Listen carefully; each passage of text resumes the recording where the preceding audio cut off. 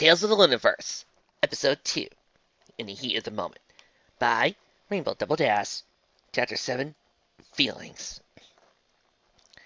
Trixie didn't even realize she had arrived home until she was trotting past the front gate of her house.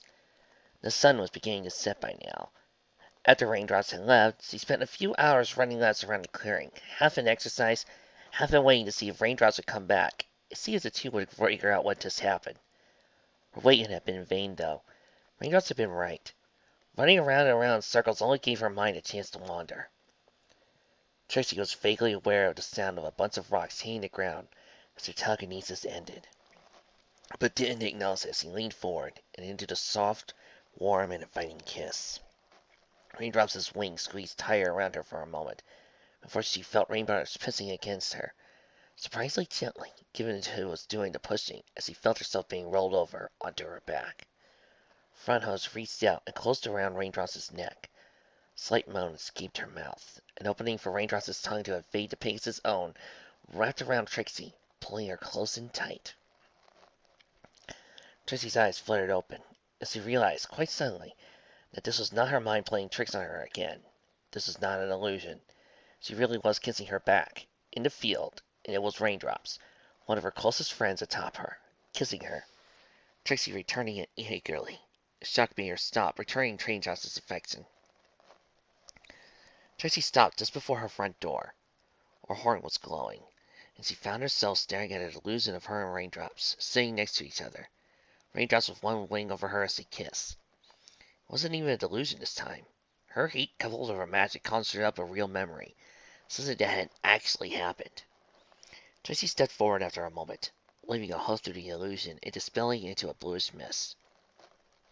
So after entering the room, locking the door behind her, hanging up her cape, that she realized she had dismissed the illusion more out of tradition or anything, without really feeling the heat of embarrassment. Huh.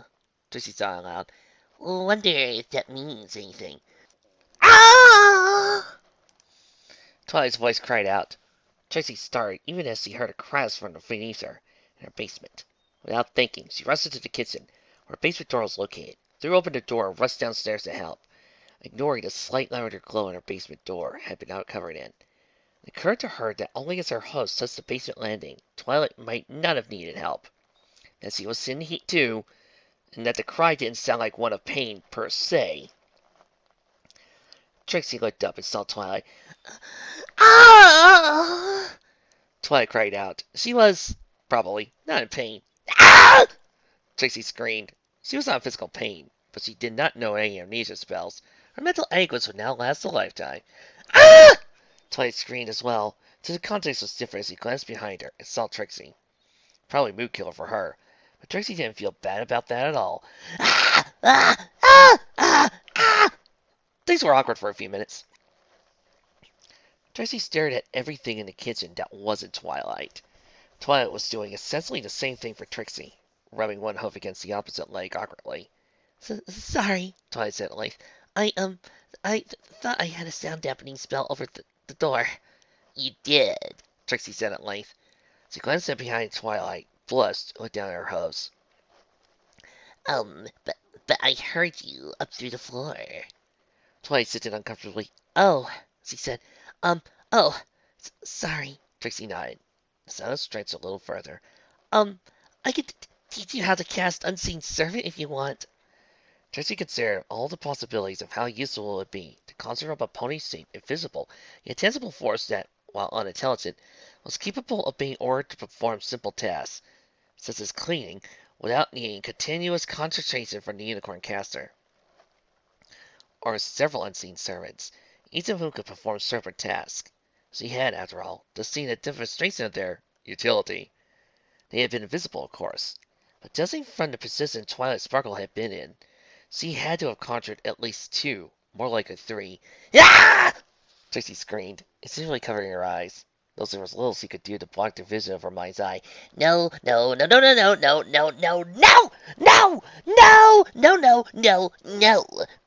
Okay, Twilight interrupted. Trixie saw her tirade. Okay, I'm sorry. I thought you said, who needs stallions when I've got books? That's what you said. You said that! Twilight shuffled. Where do you think I learned the spell from? She asked. Unseen Servant is one of the most basic conservations there is. I learned it back in the academy. Trixie's eyes widened. They teach that? Twilight shifted. Not exactly, she said. They do teach the basic spell to ponies who can learn it, but it's not atomically correct. But, well, it's kind of an open secret around the academy how to change it so it is. She laughed a little in embarrassment. It's just, one of those things. Trixie blinked a few times, suddenly grateful she never attended Luna's Magic Academy. Instead, learned magic from Luna herself. The academy is a glorified brothel.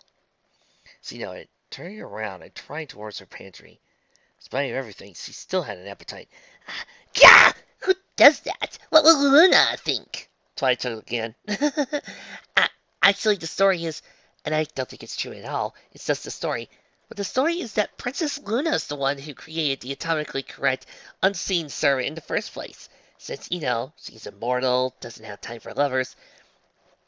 Oh, but she has the time to turn a spell for cleaning up around the house into summon sex slave! Twilight frowned. An unseen servant isn't alive. It can't think. It's not a slave, any more than, I don't know, a bathtub is a slave. You know what Oh, stars! Trixie interrupted herself, stopping her asserts. She sighed downcast towards Twilight. Stars. Lyra went to the academy. Now I'm wondering if Lyra knows the spell. I think she can only cast music-related spells.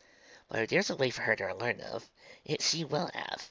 Thank you for that, Twilight. That's what I needed. Lyra, and Bonbon, and RainbowDoubleDash, and... In her. Twilight sparkled.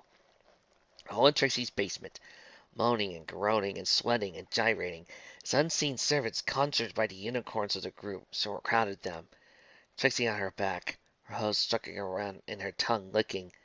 There were 5 to each of them. 6 in case of RainbowDoubleDash. Trixie's eyes widened. She looked so satisfied.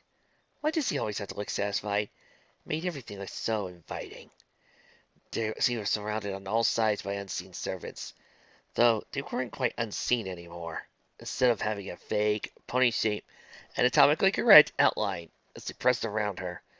She didn't know where RainbowDoubleDash, Bonbon, and Lyra had gone. But Trixie was still there, feeling the servants' coats against her own. Twilight was still there, too, looking at shock first, though when one of the servants nibbled on her neck, she seemed to almost shrug and go with it. Trixie moaned as she felt hose on her back, something else between her hind legs. Not penetrating, but getting ready to. Maybe this was it. Maybe it was time to get it over with. Then a wing. Feathers laid across her back as she sank to the floor, onto her barrel. The hose that had been there disappeared, as did the presence of all the other servants around her. Trixie's eyes glazed. She looked and saw raindrops looking back at her. Raindrops closed her mind and pressed their lips to Trixie's. Trixie returned the kiss wholeheartedly. Broke after several long moments, but Trixie leaned in this time. Her lips passed straight through raindrops and disappeared in the blue mist. Trixie blinked and found herself sitting down, alone in her kitchen but for Twilight. Was blinking rapidly as he looked around desperately, sweating more than a little. Oh, come on, Trixie! She exclaimed. You can't just... She paused after a moment, looking at Trixie. Wait, I thought you didn't know how to cast Unseen Servant. Trixie blinked, only taking in Twilight's words as she thought about what just happened. I don't, she said absently. But the best illusions can fool other senses besides sight and hearing, though it takes a lot out to cast her. They can provide touch as well, she said as she placed a hoof to her lips. Really? Twilight asked, utterly oblivious to Trixie's conundrum. She glanced around at her own host. I always thought illusions weren't worth the time. Say, do you have a book I could borrow on them? Ignis Fautus, the Book of Illusions, Trixie said without thinking about the potential consequences. Living room, top shelf. Twilight stood on slightly shaking legs and trotted from the kitchen. Trixie really didn't notice, instead looking beside her again. Cautiously she set her horn glowing, tensely this time, grabbed at the illusion of raindrops. The glamour stared back at her. Before she could think better of it, Trixie closed her eyes and leaned forward. pressing her lips against the figments. First, there was nothing, but then Trixie's horn glowed brighter as she felt warm, real, inviting lips kissing her back, parting her just a little and head tilting slightly. Trixie's horn glowed brighter, and now she could feel Raindrop's breath rolling as she draped it over her back. Raindrop squeezed her just slightly with her wing before she stopped kissing her. Trixie whimpered slightly at that, worried about what Raindrops was going to do. But the Pegasus only nuzzled her before laying her neck against Trixie's back, squeezing her with the wing again. Trixie, despite herself, leaning into the hug, laying her head down next to Raindrop's and taking in her scent, feeling her fur, hearing her heartbeat. Raindrops had wanted, she could have probably done anything she wanted with Trixie. Trixie would have really gone along with it, losing her battle with her heat at long last. But Raindrops would never take advantage of her like that. Trixie, Delusion began, but the voice stuttered as did the feeling of the wing on her back, and Raindrops' neck atop her, the scent in her nostrils. Trixie desperately tried to pour more power into the glamour. There are doodles all over this! Twilight's voice exclaimed as she trotted into the kitchen, holding forward her thin tome. And how good can a spellbook be if it has less than 200 pages? She stopped at the sight of the flickering raindrops. Trixie's horn glowing bright as she tried to maintain her spell. But it was too late, and Twilight's distracting eruption made the effort finally too great. With a gasp, Trixie lost control over the super real illusion, dissipating into nothingness. Trixie's head whipped around, staring wide-eyed at Twilight. The purple unicorn sighed something at the expression. I'm sorry. Twilight and Trixie blinked a few times, then looked back down at her own hose. It's okay, she said. Just a figment. I can always conjure a new one. Twilight paused at Trixie's tone. Biting her lip as she lifted the book she held in her telekinetic grip. After a moment, she sat down at the kitchen counter, to trot over to Trixie is down opposite of her, looking her in the eye. That was Raindrops, right? She asked. Your friend, the bearer of the element of honesty? Trixie nodded. She said, I was exercising with her earlier today, trying to get through my heat, and, she kissed me. Trixie's horn unconsciously glowed again. In front of Twilight appeared a miniature illusion of Trixie and Raindrops, sitting together on the field, Raindrops kissing her. As Twilight watched, blushing, Raindrops gently pushed Trixie onto her back, though Trixie offered no resistance. At least until her eyes opened. The illusion didn't provide sound, but there was some kind of exchange that ended with Raindrops flying off, disappearing and leaving behind Trixie. Twilight blinked as a small look into Trixie's memories disappeared. When you, she said, stars, let's call it what it was. When you conjured up that illusionary orgy, Raindrops appeared there as well. And seeing her is what interrupted it, huh? Trixie tapped her hose together. Maybe, she said, switching her hindquarters. Heat was building there again, hormones surging through her body, and at once amplifying her emotions and desires, creating emotions and desires, suppressing emotions and desires. She wanted to go outside and find a stallion and have sex with until she couldn't stand. She wanted to go outside and find Raindrops and just lie next to her, wing over her back. She wanted to tackle Twilight and justify each other's heats. She wanted Raindrops to help her satisfy her heat. She wanted to clop. She wanted to go back to the spa and spend all her money on the deluxe service. She wanted none of these things, and for her heat just to be over, she wanted to go to bed. But she wanted Raindrops in that bed, or Twilight. But with Twilight, it wasn't the same. Do you like her? Twilight asked. Trixie glanced at Twilight. I don't know. Maybe? Yes. But I think it might just be my heat. But maybe it isn't. I don't know. I'm never attracted to mares except when I'm a heat. So maybe it's just that. Twilight shrugged. I'm basically the same, she said. Most ponies have a few same-gender ponies, though. That being an exception for them, even if they're not heat. So, maybe Raindrops is one of those mares for you? I don't know! She flew off before I could find out. I mean, she's really strong and stoic. It puts up with me even when I'm at my worst, but also knows how to take me down a peg when I need it. But I know she's got that soft side in her. She's vulnerable just beneath the surface, and I just want to, she shivered. I want to go down on her, but I also want to hold her and snuggle with her. But maybe that's just my heat. And She thinks I took offense of me, and maybe she did, but I don't know. Wait, Twilight said, holding up a hoof. What was that last bit? Trixie looked at Twilight. She flew off, she explained. We were kissing. I thought it was just an illusion at first, but then I realized. So I stopped kissing her, and she stopped. Then she flew off after, thinking that she had taken advantage of me. I was too shocked to really try and stop her. Wait, what? Twilight demanded, standing. You let a pony fly off, thinking she just assaulted you? Trixie stared up at Twilight, eyes wide, and realized what Twilight was saying. The sea heat inside of her seemed to ebb and flow. Trixie finally realized just how distraught Raindrops looked, how horrified of her own actions. Trixie had been focusing on her own feelings and confusion, but Raindrops... Oh, no! Trixie said, standing up and trying back and forth. Oh, no. She thinks I have to go to her, but I don't know how I feel. You still have to go, Twilight insisted, pointing out Trixie's front door. Look, I might not know much about having friends, but I do know that Raindrop seems like she might care a lot about you. Right now, she thinks she might have hurt you. You can't leave her thinking that. Trixie's pacing didn't slow down. But what do I say? She asked. I mean, do I tell her that I like her too, or that I don't really not like that? Do I have sex with her? I want to, but this is my heat. I mean, I think I might be okay with it because she'd like it, I bet.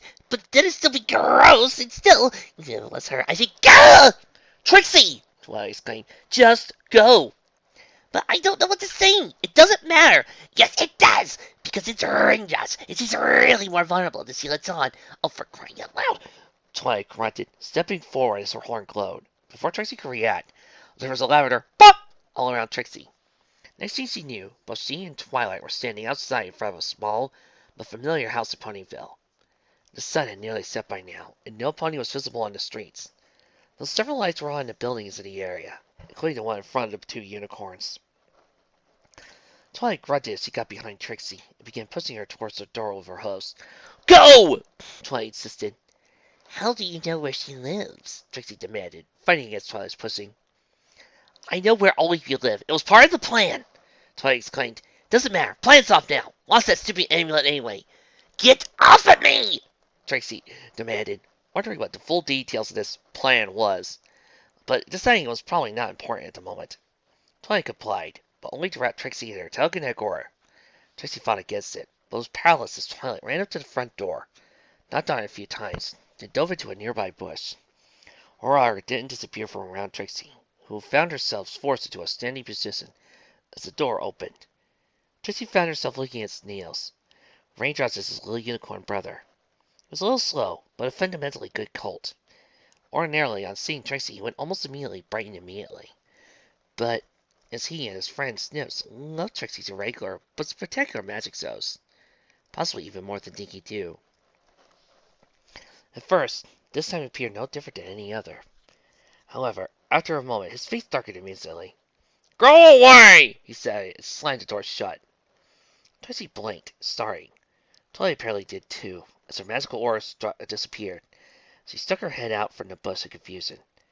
Trixie's immediate instinct was to run, but Snails' belligerence was shocking enough to warrant further investigation. She knocked on the door again. I said go away! Snails' voice called from the other side of the door. Snails! Trixie demanded. What did I do? There was still an immediate answer, but the door did open. In addition to Snails, Trixie found herself looking at a sky-blue, blonde-maned Pegasus stallion, Dewdrops, Raindrops' father, and a yellow-coated, blue-and-white Pegasus mare, Shutterbug, Raindrops' mother. Neither of them was happy to see Trixie, though Dewdrops and Shutterbug looked only displeased, rather than incensed as Snails did. Trixie, Dewdrop said slowly, taking a single step from his house, getting close to the unicorn mare. I don't know what happened today between you and Raindrops. I don't much care. It takes a lot to make my little filly cry, Ed. Trixie stumbled backwards at that, eyes wide. What? Oh, don't pretend like you don't know, Shutterbug exclaimed, coming out from the house and taking to the air, wings beating rapidly. In sharp contrast to her slow-speaking husband, Shutterbug moved and spoke at a mile a minute, Raindrops was walking out starlight when she came home last night after spending time with you. Didn't say anything, but I know she was happy to spend time with you, and she was looking forward to more to the day, but instead, she comes home looking angrier than I've ever seen her, and she just sat herself in a room, and we thought we'd give her time. But you know what I heard when I go checking her a half an hour later? Tears! My baby was crying her eyes out! I thought you were cool, Snailsnap put in. Trixie blinked rapidly. I didn't do anything, she said. She kissed me. Dewdrops held up a hoof. Tootsie started to slow her down. You're in heat, Trixie, so you're not asking yourself, he said. You smell! Snails exclaimed, covering his nose. He was too young for Trixie's pheromones to be attracted to him. No, wait, Trixie insisted. Wait, please! I didn't do anything. She kissed me. I wasn't expecting it. And then I realized what was going on. She flew off because she thought she'd taken advantage of me. But she didn't. Please, just let me speak to her. Trixie tried to walk forward, but Starblock blocked her progress by flying in front of her. Even if we wanted to let you in, for which I, for one, do not, it wouldn't matter, she said. When I went to talk to her, she flew off on me! On me! Her own mother! You don't know where she is? Twilight asked. Starbug and Trixie both looked at her, sudden interest in the conversation, as Twilight trotted out from the bush she had been hiding in. Snail's eyes widened on seeing her. You're the one who brought the Ursa Minor into town, he exclaimed, pointing a hoof. She's under arrest, Trixie lied. Fortunately, Twilight didn't object to that statement. Don't worry about her. Worry about Raindrops. Where is she? The two Pegasi and one Colt Unicorn eyed Twilight. But Dewdrops did respond. We don't know, he said. Trixie, I don't really know what's going on, but I think you should go home and wait out your heat before you do anything else and hurt Raindrops more. Trixie glanced at Dewdrops' words. Hurt Raindrops more. Hurt Raindrops again would have been more appropriate. Trixie had done it before, but she revealed just how much Raindrops' angry side terrified Trixie. Now Trixie, in her shallowness, assumed that all there was to Raindrops was her rage, and the facade that she put up to hide the rage. They had been friends of a sort, before the rainy day a few months ago that brought them closer together. But it wasn't until after that day that they became best friends, and taken Trixie nearly destroying that friendship first. Now she had done it again, just as Raindrops tried to take the relationship further. No, Trixie breathed, turning around, dashing out into the middle of the street. Looking around so she stood a chance at finding Raindrops' location, simply by sight. No! Raindrops! Where are you? Raindrops! Several ponies had already come out of their homes when Snails first shouted at Trixie to go away. Ponyville ran on gossip as much as bits, after all, and at Trixie's antics, even more came out. A small crowd of ponies that Trixie was utterly oblivious to, since none of them were a yellow-coated, blue-maned Pegasus with 3 draws or a cutie mark. Trixie! Twilight exclaimed, dashing over to her, stopping Trixie from dashing off in a random direction. Only a few ponies recognized her, but Twilight ignored them. Trixie, she probably can't hear you, and I think her dad has the right idea. Maybe you should just wait out your heat. Trixie turned to Twilight, looking at her with desperate, glaring eyes. No, she insisted. No, Twilight, not again. I don't know if I like Raindrops, but I do know she's my friend, and I'm not going to drive her away! Twilight opened her mouth to continue objecting, but did a double take on the look that Trixie was giving her. It was not a look that would brook an argument, nor any other attempt to dissuade her. Okay, Twilight said. Okay, Trixie, fine. But where would we even start? Ponyville's pretty big, assuming she's even still in Ponyville. Trixie looked away and smiled. That's okay, she said, because I have friends who would help me.